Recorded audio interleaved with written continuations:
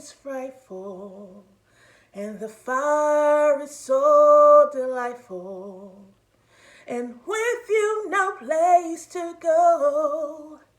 Let it snow, let it snow, let it snow. Good morning, Cinephalers. Welcome to a brand new day. Happy Sunday. I'm up getting ready for church, but early this morning I checked out episode 3 of The Witcher. So let's get started into this reaction of Betrayer Moon. How filthy do I feel on a Sunday morning watching some nudity? Oh, I hate to be that person, to kill everyone's buzz, but I'm just not a fan of stuff like that. But with that being said, let's just go into the storyline. I'm glad to see more of The Witcher this time around. We get to see a little bit more of his personality. We get to see a little bit more of Mr. Cavill on screen. And just bringing forth that character, because this is his show. I mean, it's called The Witcher, unless we're following different Witchers, which they have not established. We did get to meet another Witcher at the beginning of the episode, and the thing that stood out to me is that he did not look like Henry Cavill's Witcher, Geralt of Rivia. So, I just thought that they were all like pale skin, white hair, but this guy, he looked just like a human. Dark hair, regular looking skin, eyes were not weird looking. So that leads me to believe that Geralt, even though he's a Witcher, he has a mutation, maybe there's something different about him too. Above all the other Witchers at the same time, I'm not sure. The other Witcher didn't use any like magic or anything like that. We get to see Geralt use more magic and see how his magic works. Like, he actually sealed off places and everything. So it's not just a defensive thing, if that makes sense. It's actually something that he can conjure up and use as a force shield as well. So I was happy to see that. More of him, more of that character. We meet some more new characters, but yet there are some return characters like Yennefer and her Afro boyfriend. I don't know his name. So come to find out, they were betraying each other, but they still like each other. But then they're like clashing or whatever. I'm not really understanding the mage storyline yet, but I am seeing that the timeline is becoming a little bit more clear, that this Yennefer timeline and her being a mage and everything happens earlier. So, and we see that more with this king, this new king that we meet in this story. Foltest, I think that's the name. It's Foltest and Ada. Ada's the sister. She dies, and her child like ripped her out because she's cursed. Well, the child is cursed because Foltest is cursed by Ada's lover, but also Foltest and Ada are brother and sister, and they incest. I remember that from Game of Thrones. I thought, like, incest. So was incest really popular back in the day when establishing these kingdoms? Probably so.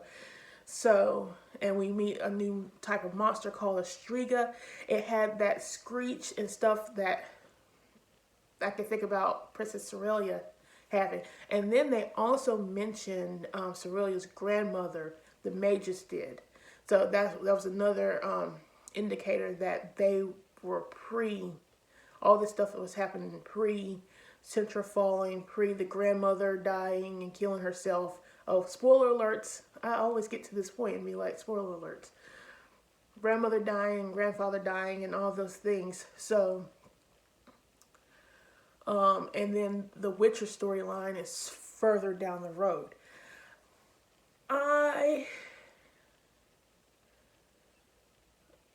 I'm trying to figure out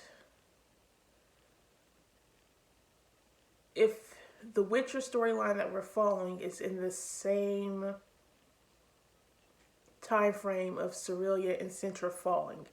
That's the next thing I'm trying to figure out. Or did he meet her before? Are we seeing him pre Cintra falling? I'm not sure yet. But Strogaborg is back, and we see him with the mages. See, that's what I'm like, because we meet him in Blavelin. I'm getting these names right, y'all. I have a dictionary. No, I don't have a dictionary. But I'm getting these names right. We meet him in the first episode at Blavelin, wanting Renfri killed, and we see him with the meeting with the Witcher. Now we see him again in this third episode in the Council of the Mages, or the Brotherhood, where they're making the decision where to put the sorceress to which kingdoms and everything. And does he look the same? Maybe I should go back. Maybe he's more gray in the first episode.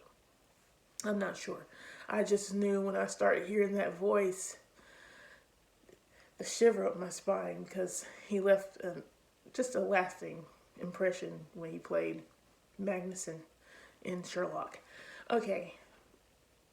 But yeah, I'm still trying to figure out the storyline. There's still a lot of names being thrown out there, and knowing this universe of what things are, like a Striga, and just they were talking about another monster at the beginning, like it's like a wolf and claws and all these things, and like, can y'all just like choose some simpler names? And was Dora the Explorer killed at the end?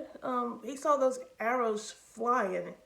The elf who was with Ciri, Princess Cerealia, was he killed?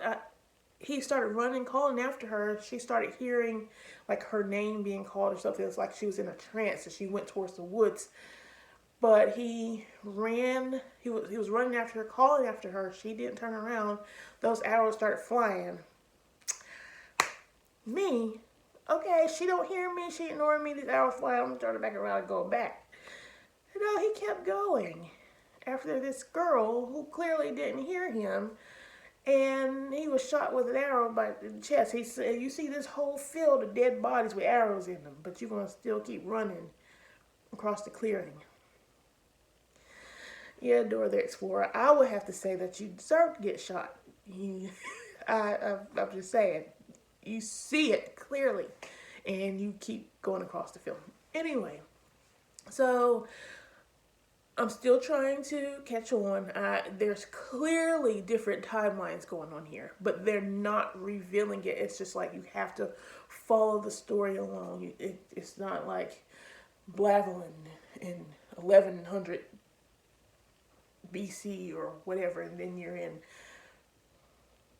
the Mage Court, whatever, at 700 BC. Or I don't know what's going on, but I can tell that there are clearly different timelines going on, and there's some different storylines going on, and I think at any moment now they're all going to collide. It's going to make sense. I didn't understand the juxtaposed scenes between Yennefer getting her change and the Striga. Maybe the Striga battle with the Witcher towards the end. I'm not sure what all that meant. I'm not even sure why Yennefer is important, but I guess she will be. Right now, she just seems like a brat, and I don't really like her character. I just don't feel like she's interesting at all. So far, she hasn't really done any like spectacular magic or anything like that. She's whining the whole time. She's tried to kill herself. She's a hunchback. She wants people to feel sorry for her. She'll never feel beautiful, but now she has like this boyfriend, but she's ungrateful for him. We see a whole scene of them bumping drawers, and then we're watching it, and then the council and all the other mages are watching it, and I'm like, this is so weird. And I always ask, is this pertinent to the story? Maybe it will be down the line, but I don't see it because it just glazed over it. I don't see how it's pertinent. But those are my reactions for episode 3. I was glad to see more of The Witcher.